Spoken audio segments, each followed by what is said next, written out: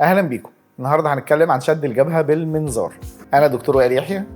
لو الجبهه وقعت الوش كله يزعل. امتى نقول ان الشخص ده او الاستاذه دي محتاجه شد جبهه بالمنظار؟ من الاخر كده، الحاجب ليه مكان في الرجاله غير الستات. العظمه بتاعت العين دي الحاجب عندها في الرجاله، الستات اعلى مننا بواحد سم. لما تقدم العمر شويه او الناس اللي بتبقى مركزه كتير في كمبيوتر او مراحل ضغط كتير في حياتها بتلاقي الحاجب ده نزل سنه. حلو، احنا عايزين نرجع ده الاصل، لان ده لما ينزل الوش كله بيبان ايه؟ نايمان، غضبان، العين مقفوله شويه. طيب ايه الفرق بين ده وزمان؟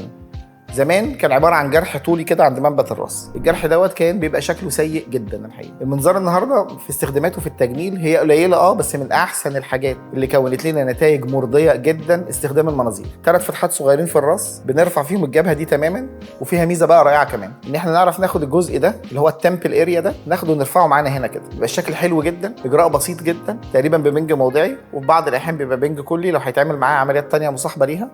لكن في الاخر هو اجراء ما ياخدش ساعه زمن، المريض بيحس ان هو الدنيا اتغيرت بيه، رجع له 10 15 سنه لورا من غير ما يبقى فيه جروح باين. من اروع عمليات جراحه التجميل. نقطه صغيره بس كده، في شويه ورم ما يخوفوناش، شويه ورم لمده تقريبا اسبوع، غير كده ولا اي حاجه. السؤال بقى التقليدي، لا انا مش عايز اعمل شد جبهه بالمنظار وعايز اعمل بوتوكس، ده حاجه وده حاجه تانية خالص. البوتوكس هيفرد لي التعابير الحركيه. البوتوكس من استخداماته الخاطئه ان انا اظبط بيه شكل الحاجب، دي من اللي هي الممارسات الخاطئه اللي بيتعمل، عمرها ما بتطلع مظبوطه، وللامانه هو مش ده الاصل بتاعه. الاصل بتاعه اشوف المشكله فين واعالجها.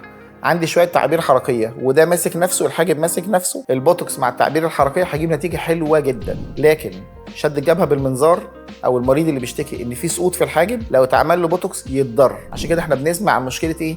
انا عندي لما بعمل البوتوكس اكتر من مره 2 3 4 تبتدي تيجي العيانه تيجي تقول لك ايه؟ لا انا شكل الحاجب بتاعي بدا يتغير، صوري زمان غير صور دلوقتي. مطلوب منك تعملي شد جبهه بالمنظار، اجراء سهل وبسيط ونتيجته ان شاء الله مضمونه. من الاخر ما تحرموش نفسكم من شد الجبهه بالمنظار، دي من احدث التطورات اللي حصلت في ال20 سنه الاخرانيه، والتقنيات اللي فيها بتتطور تقريبا كل سنه او 2. نتائجها مضمونه جدا، مده التعافي لا تعدي اسبوع، ما فيهاش وجع، هي فيها شويه ورم. ما تحرموش نفسكم من شد الجبهه بالمنظار. كان معاكم دكتور وائل يحيى، نشوفكم في الحلقه الجايه ان شاء الله.